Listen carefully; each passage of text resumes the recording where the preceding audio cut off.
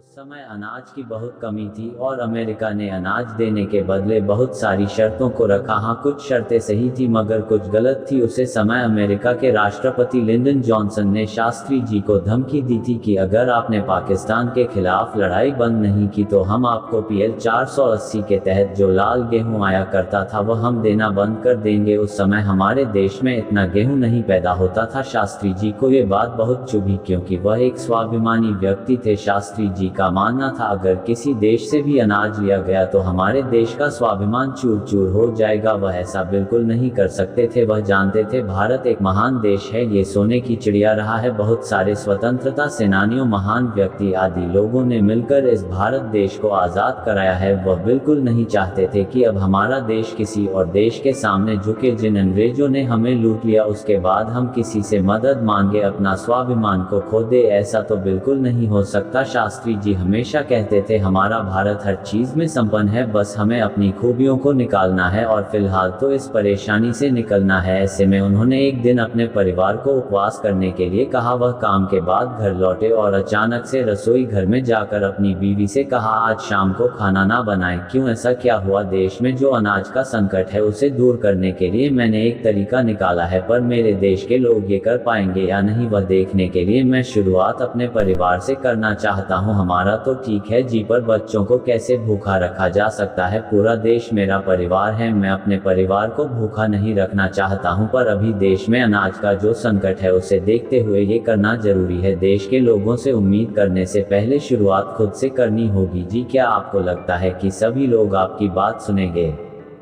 पता नहीं, पर मैं कोशिश करके देखता हूँ। पत्नी, मैं भी आशा करती हूँ कि जनता आपका सहयोग करें। हाँ, क्यों नहीं? जिस तरह तुम मेरा परिवार हो उसी तरह वह भी मेरा परिवार है और मुझे पता है मेरा परिवार मेरा साथ देगा। पत्नी, शास्त्री जी सहित पत्नी बच्चों ने पूरे दिन कुछ नहीं खाया। इसी शास्त्री जी को भरोसा हो गया कि अगर एक दिन भोजन ना ही किया जाए तो इंसान भूख बर्दाश्त कर लेता है।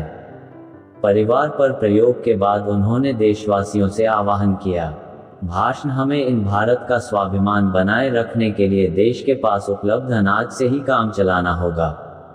हम किसी भी देश के आगे हाथ नहीं फैला सकते। अगर हमने किसी देश द्वारा अनाज देने की पेशकश स्वीकार की तो ये देश के स्वाभिमान पर गहरी चोट होगी। इसलिए देशवासियों को सप्ताह में एक वक्त का उपवास करना चाहिए। इससे देश इतना अनाज बचा लेगा कि अगली फसल आने तक देश में अनाज की उपलब्धता बनी रहेगी। पेट पर रस्सी बांधो, साग सब्जी ज्यादा खाओ। सप्ताह के एक दिन उपवास रखो। देश को अपना मान दो। उनके आह्वान का देशवासियों पर गहरा असर पड़ा। लोगों ने बिना किसी हिचक के अपने प्रधानमंत्री के आह्वान पर भरोसा किया और देश का स्वाभिमान बचाने के लिए सप्ताह में एक दिन एक वक्त का खाना छोड़ दिया। शहरों से लेकर गांव कस्बों तक में महिलाएं, बच्चे, पुरुष, बुजुर्ग सब भूखे रहते और देश के लिए इस अनाज यज्ञ में अपने हिस्से की आहुति देते। किसी ने कोई शिकायत नहीं की, किसी ने कोई सवाल नहीं उठाया। यहाँ तक कि जिन लोगों के घर पर्याप्त अनाज था वे भी उपवास करते और देश के साथ भूखे रहते। आखिरकार देश अगली फसल आने तक स्वाभिमान से जिया और किसी अन्य देश से अनाज लेने की नौबत नहीं आई। इधर शास्त्री जी ने प्रधानमंत्री निवास में ही अनाज उगाने का सोचा और उन्होंने 2 बैलों के साथ वहीं के लॉन में जुताई करना शुरू कर दिया। शास्त्री जी देश को ये संदेश देना चाहते थे कि हमारे पास जो भी जमीन है हम उसमें ज्यादा से ज्यादा अनाज उगाए, ज्यादा से ज्यादा फसलें उगाए, ताकि हम धीरे धीरे अनाज के संकट से दूर हो सके। शास्त्री जी को बहुत स्वाभिमानी और ईमानदार नेता माना जाता है। उनके स्वाभिमान का एक किस्सा बहुत मशहूर है। आजादी से पहले की बात है। स्वतंत्रता संग्राम के दौरान लाला लाजपत राय ने सर्वेंट ऑफ इंडिया सोसाइटी की स्थापना की थी, जिसका उद्देश्य गरीब पृष्ठभूमि से आने वाले स्वतंत्रता सेनानियों को आर्थिक सहायता उपलब्ध करवाना था। आर्थिक सहायता पाने वालों में लाल बहादुर शास्त्री भी थे। उनका घर का खर्चा चलाने के लिए समिति की तरफ से 50 रुपए हर महीने दिए जाते थे। एक बार उन्होंने जेल से अपनी पत्नी ललिता को पत्र लिखकर पूछा कि क्या उन्हें ये 50 रुपए समय से मिल रहे हैं और क्या ये घर का खर्च चलाने के लिए पर्याप्त है। ये राशि हमारे लिए काफ़ी है, हम तो सिर्फ 40 रुपए खर्च कर रहे हैं और हर महीने 10 रुपए बचा भी रहे हैं। लाल बहादुर शास्त्री ने तुरंत सर्वेंट ऑफ इंडिया सोसाइटी को पत्र लिखकर कहा कि उनके परिवार का गुजारा 40 रुपए में हो जा रहा है, इसलिए उनकी आर्थिक सहायता घटाकर 40 रुपए कर दी जाए और बाकी के 10 रुपए किसी और जरूरतमंद को दे दिए जाएं। ऐसी घटनाएं सबूत है कि देश की बागडोर एक सुलझे हुए ईमानदार आदमी के हाथ में थी। अनाज संकट के अलावा उन दिनों भारत की आर्थिक स्थिति भी बहुत खराब थी। एक और देश भुखमरी से परेशान था तो दूसरी ओर एक और बड़ी समस्या भारत के बॉर्डर पर हो गई थी। चीन से युद्ध हुए अभी महज 3 साल ही हुए थे। हमारे भारतीय सेवा को भी बहुत नुकसान हो गया था।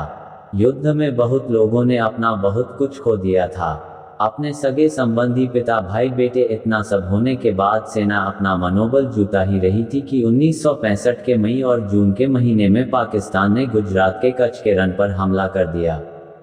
वैसे तो ये वो इलाका था जहां पर कोई सीमा विवाद था ही नहीं, लेकिन फिर भी पाकिस्तान ने इस हमले में भारत के एक इलाके कंजरकोट को हथिया लिया। ये पूरा इलाका एक तरह का रेगिस्तान था जहां कुछ चरवाहे कभी कभार अपने गधों को चराने जाया करते थे या भूले भटके कभी पुलिस वालों का दल गश्त लगा लिया करता था। यहाँ पाकिस्तान बहुत फायदे में था क्योंकि उसे इलाके से 26 मील की दूरी पर उनका रेलवे स्टेशन बादीन था, जहां से कराची की रेल से दूरी मात्र 113 मील थी। पाकिस्तान की 8वीं डिवीजन का मुख्यालय यहीं पर था। दूसरी तरफ भारत की ओर से कच्छ के रण में पहुंचने के सभी रास्ते बहुत मुश्किल वाले थे। सबसे नज़दीक 31 ब्रिगेड अहमदाबाद में थी, जो वहां के सबसे नज़दीक रेलवे स्टेशन भुज से 180 किलोमीटर दूर थी। भुज यूं तो रण का एक छोटा शहर था, लेकिन विवादित भारत पाकिस्तान सीमा से 110 मील दूर था। 1965 में जून के महीने में अंतर्राष्ट्रीय दबाव बढ़ गया। भारत को पाकिस्तान से समझौता करना पड़ा। इस समझौते के तहत भारत को 75 स्क्वायर मील जमीन पाकिस्तान को देनी पड़ी, जिसकी वजह से लोग प्रधानमंत्री के बारे में तरह तरह की बातें करने लगे, उनकी आलोचना करने लगे। और आलोचना की रेस में सबसे आगे खड़ी थी विजयलक्ष्मी पंडित। विजयलक्ष्मी पंडित का देश को आज़ादी दिलाने में बड़ा योगदान था। वह जवाहरलाल नेहरू की बहन भी थी। वह पहले भी कई देशों में भारत की राजदूत रह चुकी थी। उन्हें अंतर्राष्ट्रीय मामलों की समझ थी और उन्हें शास्त्री जी इस माहौल में एक कमजोर नेता लग रहे थे। रण और कच्छ के मामले के तो पहले आप लोग फैसला लेने से पीछे हट रहे थे और अब फैसला ले ही नहीं पा रहे हैं। मैं इस घटना से क्या समझूं, यही कि प्रधानमंत्री और उनकी इतनी काबिल कैबिनेट कोई फैसला नहीं ले पा रही है या वो किसी को लेने में सक्षम ही नहीं है। संसद में इस तरह की बातों से लाल बहादुर शास्त्री बहुत आहत हुए। एक तो देश में अनाज का संकट था, ऊपर से देश की ऐसी हालत भी नहीं थी कि युद्ध किया जाए। पर अब पूरे देश के सामने ये सवाल बहुत अहम हो गया था, क्या लाल बहादुर शास्त्री फैसला लेने में असमर्थ थे या वह युद्ध को टालना चाहते थे।